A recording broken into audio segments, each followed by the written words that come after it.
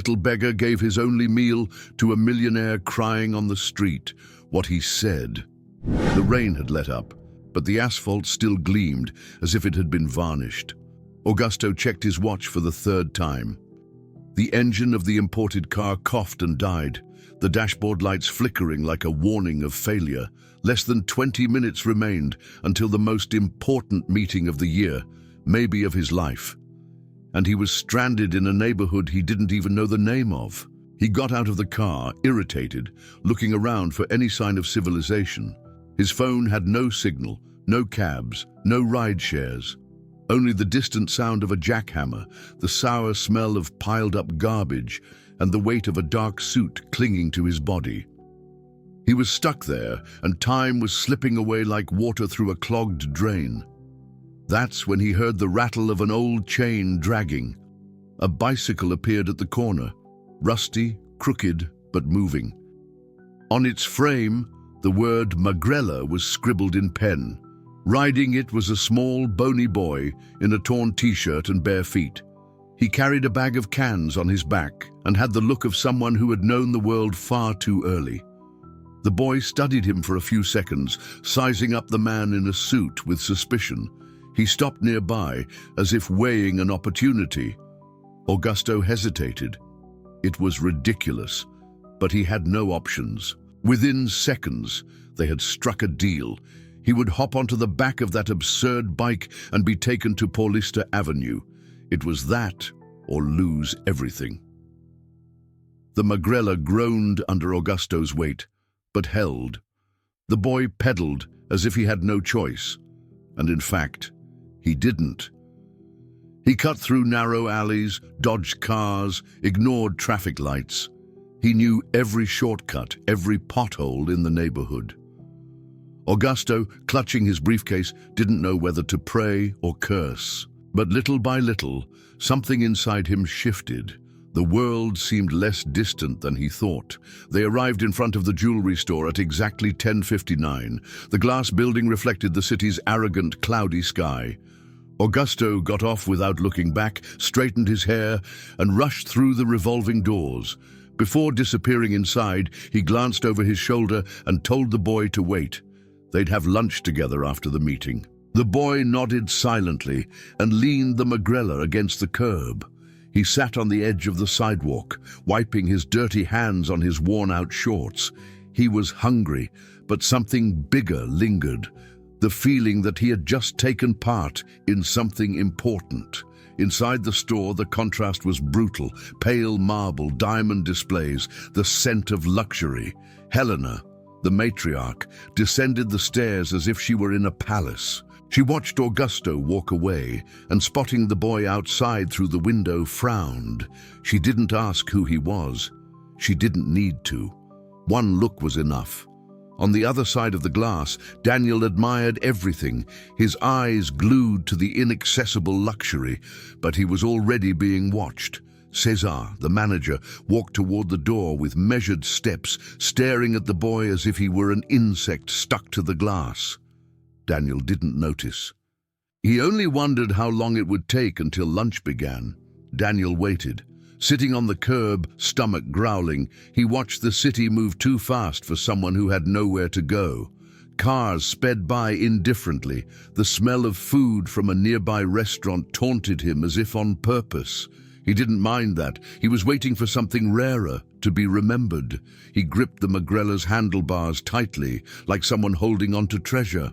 He was dirty, his feet dusty, but there was something on his face uncommon for the streets.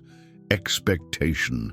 That promised lunch wasn't just food. It was proof that for the first time in a long time, someone had seen more than just a street kid.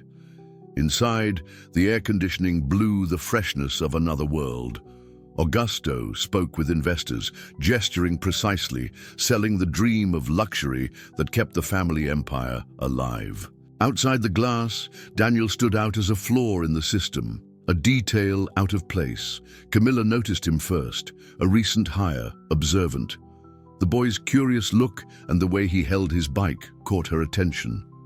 She opened the door quietly, approached, and asked if he was okay. Daniel replied naturally, as if he were certain of his reason for being there. She understood and smiled, but kindness didn't last. Cesar appeared behind her, harsh, cutting the moment short. He looked the boy up and down, as if he were an invisible threat. Then he glanced at Camilla with disapproval. When he heard that the boy was waiting for Augusto, he didn't hide his mockery. He ordered him to move away from the door. Daniel tried to explain. He said it was an invitation, a lunch, a thank you. No one listened. Helena came down the stairs with her icy authority. She saw the boy outside, heard the conversation, and ended it with a direct order. He was to be removed immediately. This was a jewelry store, not a shelter. Camilla tried to intervene, but was cut off instantly. Cesar, now visibly uneasy, gave a discreet signal to security. Within seconds, Daniel was surrounded by two tall men with radios on their belts. They grabbed him by the arm and dragged him away from the entrance. The Magrella toppled to the ground, its wheels spinning slowly. Daniel didn't scream. He only looked around, searching for Augusto, but he never appeared. He was still upstairs, sealing figures and contracts. Down below, his guest was being treated like an intruder. Camilla stepped forward, furious, trying to stop the abuse. She shouted that the boy was innocent, that he was only there because someone from the store had invited him. Helena didn't care. She said Camilla was disobeying orders and dismissed her on the spot, in front of everyone. Camilla took off her badge, tossed it onto the counter, and walked out without looking back. Daniel walked to the corner, where security had left him without ceremony. He returned to where the Magrella lay. As he approached, his heart sank. Both tires were flat, slashed. He looked around. He saw Cesar walking away from the bike, slipping something into his pocket. He didn't need much to understand. He knelt on the ground, holding the handlebars, trying to contain his anger. This was more than sabotage. It was humiliation. As if to say, no matter what you do, you don't belong here. Uday, while gathering the cans from his torn bag, he noticed something different. A thin, elegant leather folder had fallen between the seat and the ground. It must have slipped out in the scuffle. He opened it carefully. Inside were documents, contracts, and among them a photo. Old, with creased corners, a smiling woman, her hair blowing in the wind. Daniel froze. He knew that face better than anyone. His mother. His heart raced. It didn't make sense. Why was a photo of his mother among that man's papers? How could Augusto, a stranger until a few hours ago, have something that belonged to Clara? Daniel's head spun. He looked at the store's facade once more. The glass now seemed even more impenetrable. But something had changed. What had begun as just a chance to eat was now a clue, a loose thread of a bigger story. He slipped the photo into his pocket, picked up what was left of the Magrella, and limped back toward the entrance. Inside, the meeting was ending. Augusto smiled, triumphant. Investors shook his hand, excited about the results. But on the ground floor, a boy covered in dust and mud held a broken bicycle and a memory of the past in his hands. What had started with a lunch had become a mystery, and Daniel no longer wanted food, he wanted answers. Augusto stepped out of the elevator satisfied. The meeting had been a success. Handshakes, pre-signed contracts, growth projections for the next 2 years. Everything just the way he had planned. As he walked through the store lobby, he looked around for the boy. Nothing. He asked Cesar. The manager hesitated, swallowed hard, and said the boy had left. He didn't go into details. Augusto thought it strange. He was sure the boy would wait. The kid seemed determined, the kind who kept his word and expected the same from others. He pressed further, asked if something had happened. Cesar said the boy had been causing trouble and, as a precaution, had been removed from the door. Augusto frowned. He didn't like that tone. A cold irritation began to rise in his chest. That's when he got a call from Camilla. The voice on the other end was firm, but trembling. She told him everything: Helena's disdain, the humiliation, the forced expulsion, the slashed tires, and the dismissal. Augusto didn't reply. He simply hung up and walked out. He found Daniel 2 blocks away, sitting beside the wrecked bicycle. The boy was holding the front wheel in his hands, as if trying to figure out how to fix what had been done on purpose. When he saw Augusto approaching, he didn't stand up. Not out of pride, but out of exhaustion. Augusto stayed silent for a few seconds. He took in the damage: the bent bike, the empty bag of cans, the boy's sunken eyes. The look of someone who had swallowed too much indignity. Without a word, Augusto sat beside him. He didn't need to explain. He simply opened the folder he carried and showed an envelope. Inside was a receipt from a repair shop. The Magrella would be rebuilt completely. Fresh paint, new tires, reinforced handlebars, a better version, but with the same soul. Daniel let out a breath, relieved and surprised. Augusto also brought a bag, new clothes, a pair of sneakers. It wasn't charity, it was respect, a simple gesture from someone who knew he owed more than words. Then came 2 plates on a table, a small, discreet restaurant, far from the jewelry store. Daniel ate calmly, without desperation, as if that lunch could last forever. That's when he pulled something from his pocket, the photo. He placed it on the table, said nothing. Augusto looked at the image. His hand froze midair. The food went cold. The smile of the woman in the photo was unmistakable. Clara. For a moment, time stopped. The noise of the restaurant disappeared. Augusto's breathing grew heavier. He picked up the photo carefully, as if it were made of glass. Daniel watched him, waiting for a reaction. It took Augusto a few seconds to speak. His voice came out low, broken. He knew that woman very well. She had been the great love of his youth.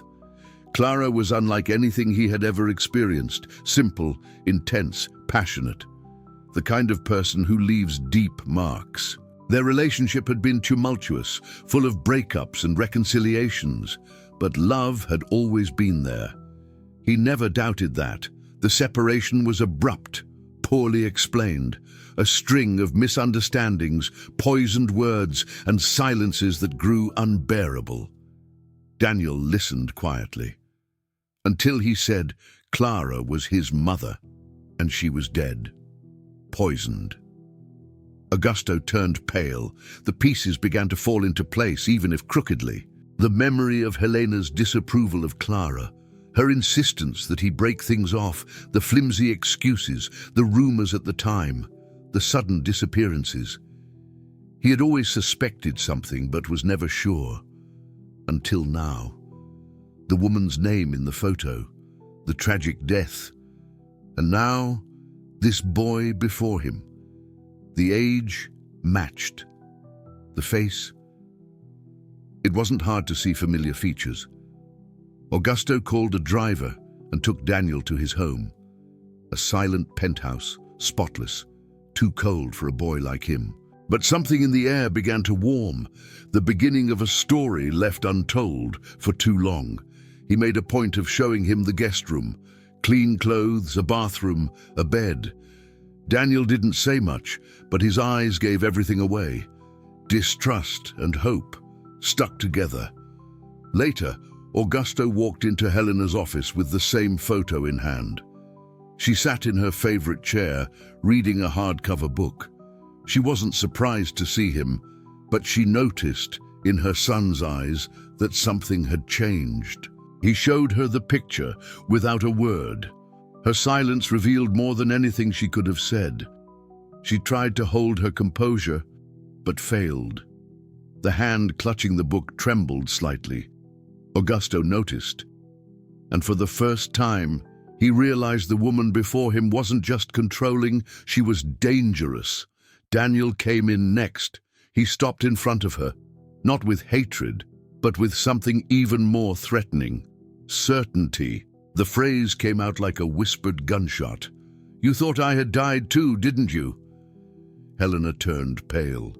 Her mouth opened, but no sound came out. It was the beginning of the end. Helena tried to keep her pose, but what she saw in the boy's eyes wasn't fear. It was something rarer, awareness. He knew who she was. He knew what she had done. Augusto didn't need more proof at that moment. It was enough to see his mother's reaction. The always elegant, controlled, firm woman now cracked, tense, unarmed. She denied it, at first with rehearsed words, said Clara was unstable, a threat, manipulative, that she had tried to turn Augusto against her. Later, when she saw the lie wasn't working, she changed the story, called it all coincidence, made things up. But the damage was done. For the first time in years, Augusto saw his mother with new eyes. Not as a strong woman, but as someone who had always pulled the strings of his life with cold, deceitful hands. Confrontation wasn't enough. He needed proof. In the following days, Augusto hired a private investigator. Experienced, discreet, the kind who left no loose ends. Camilla came back into the picture, willing to help however she could. Along with Daniel, they began tugging at the thread of a past long buried. It didn't take long to find a lead, the name of a former household employee, a trusted gardener who had suddenly disappeared shortly after Clara's death. They found the man in a boarding house in the countryside.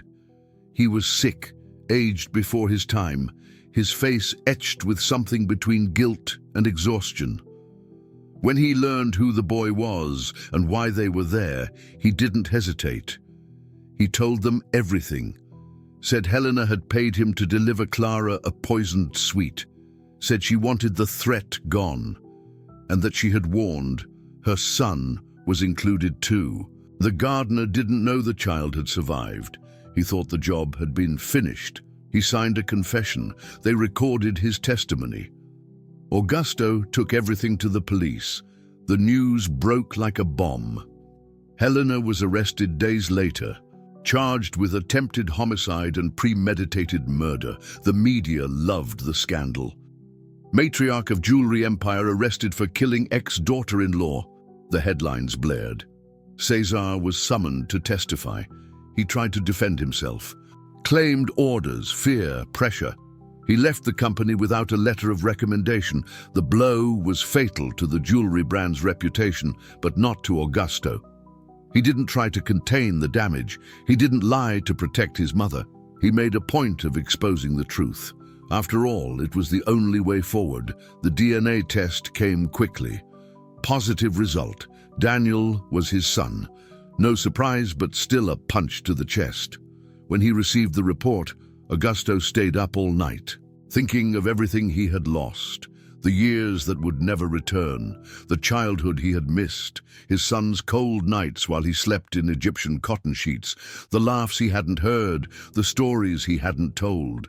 The next morning, he took Daniel to the registry office, registered his full name, made official what was already true in his heart. Daniel was now the son of Augusto Antunes. In the following months, life changed. The jewelry company underwent a total overhaul. Camilla was rehired, this time as manager of human relations, which, according to Augusto, was what the company had always been missing. She was the one who suggested a program to support and include at-risk youth. Daniel smiled when he heard. Augusto's penthouse changed too. Less silence, more life. The boy took some time to get used to the comfort, but never lost his grounding. He kept Clara's photo on the nightstand, and the magrella, now restored, repainted with new colors, became decoration and symbol, but it didn't stay still for long. In the final scene, a clear morning sky. Daniel gripped the magrella's handlebars, now with fresh stickers, reinforced tires, and its own shine. Augusto, in a cap and polo shirt, laughed as he hopped on the back seat. On the street, a few people stared strangely, a millionaire being carried by a boy on a bicycle. But in that moment, Nothing felt more right. Daniel pedaled strong, the wind in his face. Augusto held the seat with one hand and smiled. The boy looked back over his shoulder. "Do you think we can make up for lost time?" Augusto took a deep breath, his eyes shining. "We'll keep pedaling until we do." And they went on their way. If this story touched you, answer sincerely. What would you have said to Daniel at that lunch? Leave a like and subscribe, not for the algorithm, but to give strength to stories that deserve to be told.